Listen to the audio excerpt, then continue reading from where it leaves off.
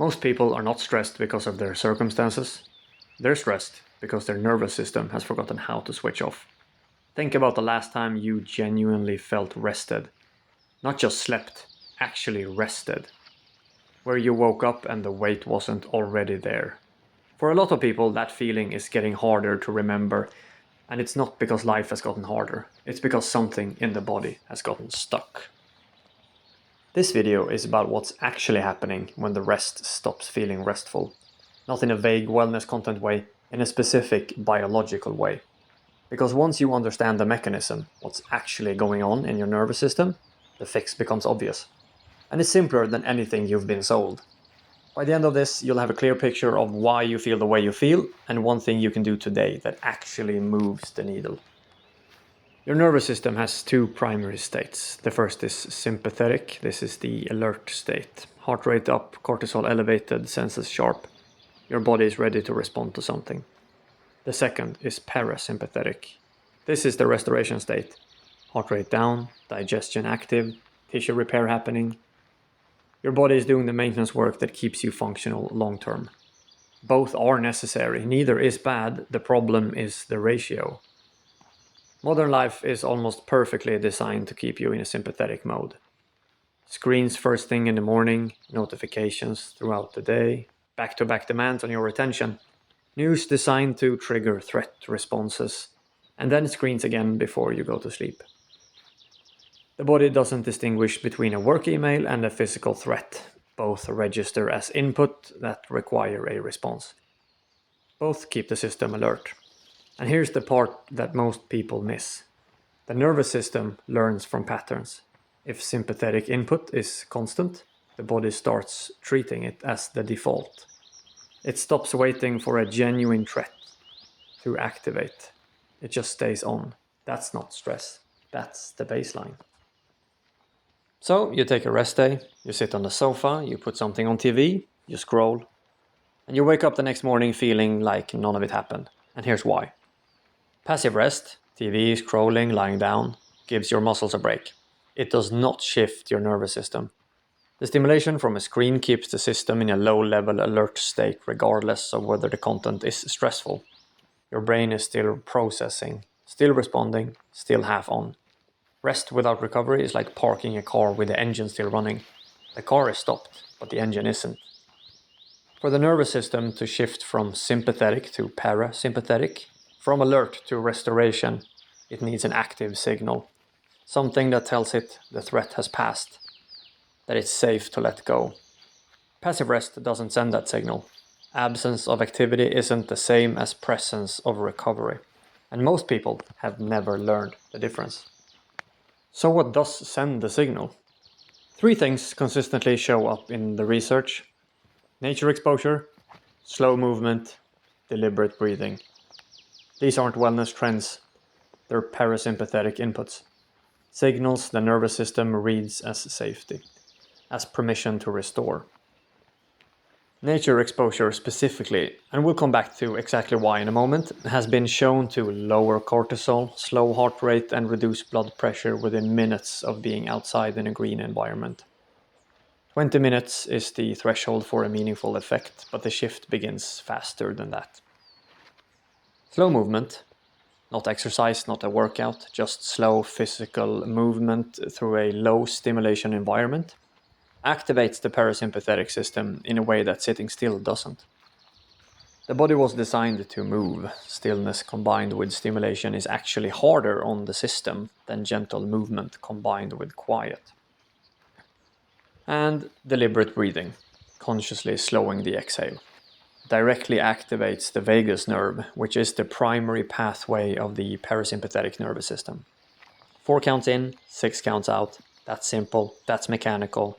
It works every time because it's bypassing the mind entirely and talking directly to the body. None of these require a program, none require equipment. They require going outside and slowing down. That's the whole intervention. Let me reframe what we've covered so far, because this is the part that changes how you think about it. You don't have a stress problem, you have a recovery deficit. Those are different things with different solutions. A stress problem means your circumstances are the issue. A recovery deficit means your nervous system has never been given what it needs to restore. The circumstances might be fine. The baseline is just wrong.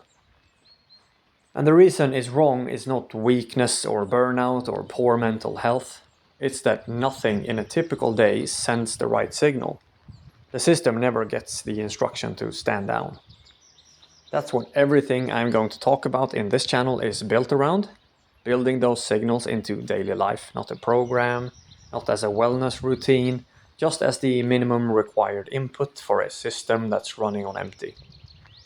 If you want a structured starting point for that something concrete to work from, the Dual Pace Foundation is a 4-week guide built around exactly this principle.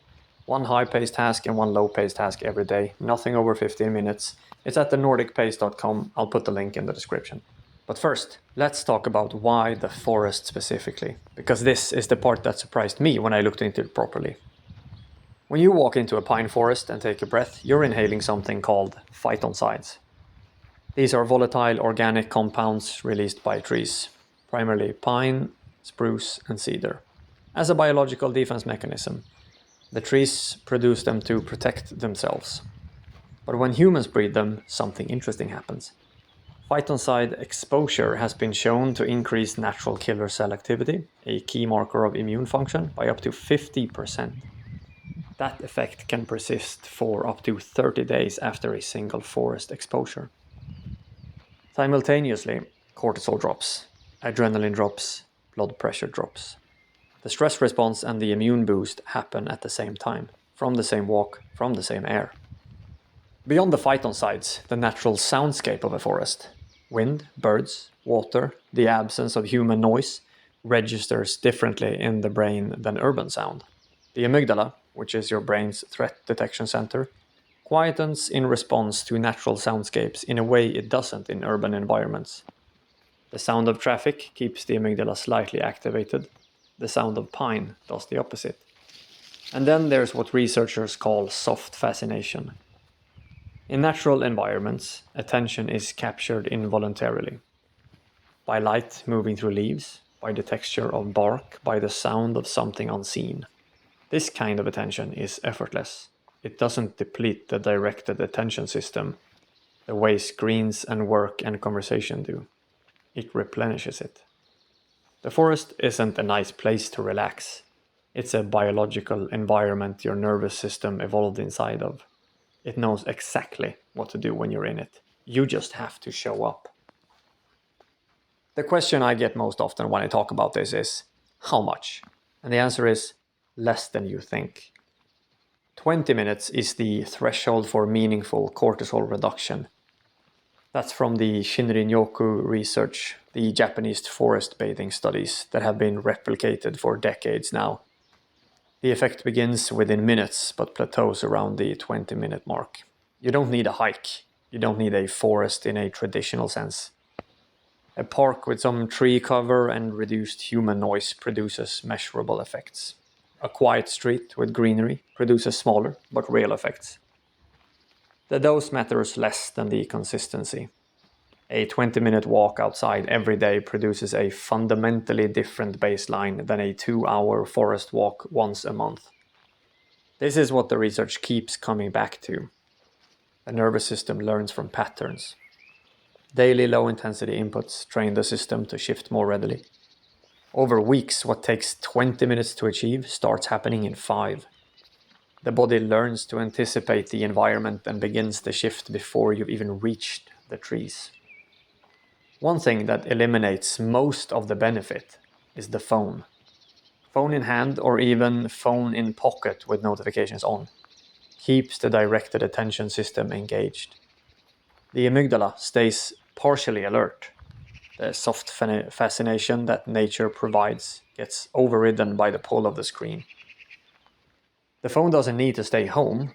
It needs to be silent and in your pocket for the duration. That's the whole rule. So here's where we are. Your nervous system has 2 states. Modern life keeps it locked in the wrong one. Not because you're weak, not because your circumstances are uniquely hard, but because nothing in a typical day sends the signal to stand down. Passive rest doesn't send that signal. Only active inputs do. Nature exposure, slow movement, deliberate breathing.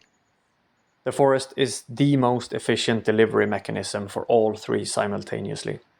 20 minutes, phone silent, no destination, that's the minimum effective dose.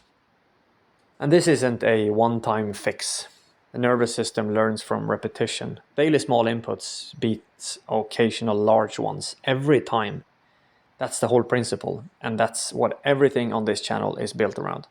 If you want a structured way to start building this into your days, not a fitness program, not a mindfulness routine, but a daily rhythm that pairs movement with a genuine recovery, the Dual Pace Foundation lays it out across 4 weeks. It was built specifically for people who recognize what I've described in this video and want a clear framework for doing something about it. 4 weeks, 1 task per pace per day, nothing over 15 minutes. It's at thenordicpace.com, link is in the description. If this was useful, make sure to subscribe to not miss the upcoming videos, and I will see you out there.